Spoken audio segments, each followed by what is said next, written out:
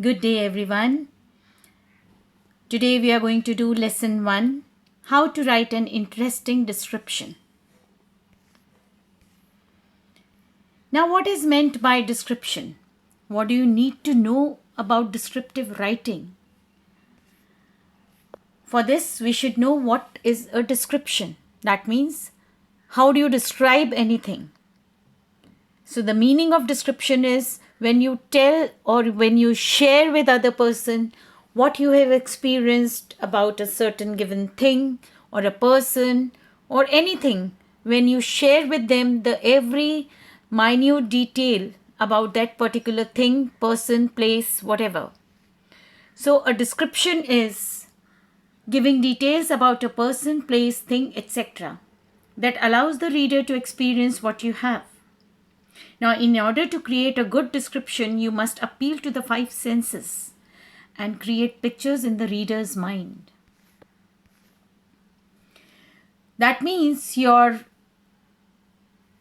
description should be so powerful that when the reader reads it, he is reading it in the form of words and sentences, but it is creating a picture about that particular thing, object, or a person in his mind. Because the description are such that they allow us to see and to know that person better. Now refer to page number 1 of your textbook. Go to the heading, the plain factual description of Taruna. Now Taruna is a girl who's been described by the writer.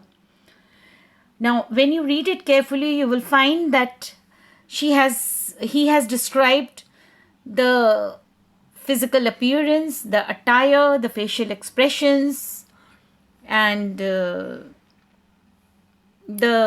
type of work she's doing in the writer's house. All that has been described by the writer in such a way that when you read it, you can actually make a picture and you have a vision, a visual description in your mind going on simultaneously about that girl, Taruna. So that means while writing a description, we have to look into many things.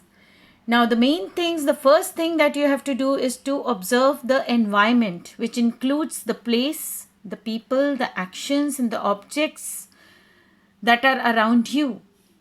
So remember, although you are writing, imagine that you are telling your friend about what you have experienced. Give them all the details they need to know, even the minutest. Now, how do we create a powerful description? We use words. In day-to-day life, we use words to frame sentences and to communicate with other people. But when we are writing a description, we are telling them, we are sharing with them something more, something which we have experienced and we want them to experience. So we create word pictures. You already use adjectives in your writing, but you want to be even more creative. You want to create pictures in their mind, word pictures or imagery. Imagery does not only include what you see, it also includes what you hear, smell, taste, touch, and even feel. So that means your reader must be able to close their eyes, listen to your words, and create a mental image of what you are describing. Because imagination makes it happen, but your words can help in that imagination to convert into visual experience of a particular thing.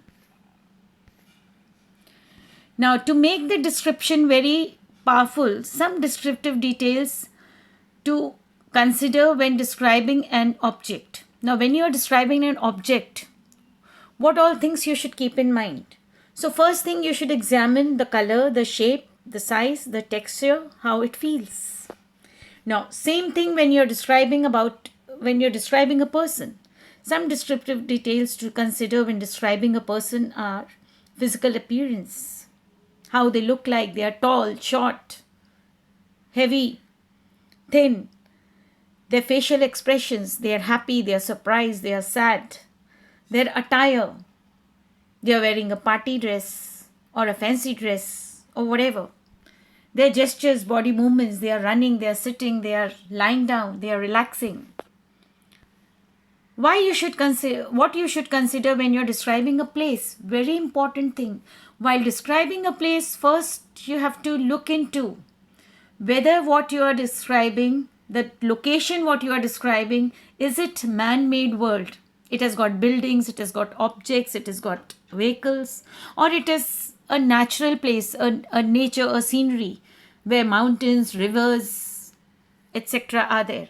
Or you're just describing a world that is imaginary. So you have to be very careful while describing a place. Now, second important point while you are describing or writing a paragraph about someone is that you are not telling him, you are showing him. You are telling him in such a way that that person creates a visual image, a visual, a visual movie is going on in his mind. He's reading your description, but the image is being formed. Now here I have taken in this slide, I have taken two situations are there. The situation number 1 is show not tell scenario 1. If you write about someone who is excited about going to a party, how would you describe this? Now there are 2 columns, A and B. A column says she was excited when her parents gave her permission to go to the party. The B says her eyes widened with surprise and her lips parted as she screamed with delight when her parents said yes. So in the first picture, it is just told, but in the second picture, the second box describes how she felt, what was her facial expression, what was her reaction. In the second example, show not tell, scenario 2, you are in the midst of a thunderstorm. How would you describe that? Column A, the rain was falling heavily and everyone was afraid. Column B, the raindrops attacked the galvanized roof and the windows rattled. We huddled under the bed and held each other tightly. Now you have seen both the slides. Compare. Which one is clearer? The description in the first example labeled A tells you what is happening, but it does not create pictures in your mind. The descriptions in the second example labeled B create images in the reader's mind and allow them to experience it fully. Now here is a short video which will remind you of all the points what we have discussed here. Go through it, retain it in your mind, and use it when you're writing the descriptive paragraph. Now in this slide, you have to write about your best friend. Remember when you were in class 3, you were given the assignment to complete the story with the clues given and the dashes were there. So in the similar way, you have to read this paragraph along with the blanks. Then think, read it again, think, search for the words, explore your dictionary, fill in the blanks with your sentences, meaningful and creative sentences. Now, we'll come to the assignment. This assignment can be done in the notebook. Now you have to refer to the page numbers 2 to 8 of your English Empowering textbook, lesson number 1, how to write an interesting description. Write a few lines on anyone you know in a way that you allow the reader to see that person. Use the given grid to make your notes. Now on every page you will find, children, that there are columns given with several headings in those columns. You have to fill those grids in the textbook first. Okay? And then take a notebook. Take the help of those grids, the words you have entered, frame beautiful sentences, creative, meaningful sentences, and write a paragraph.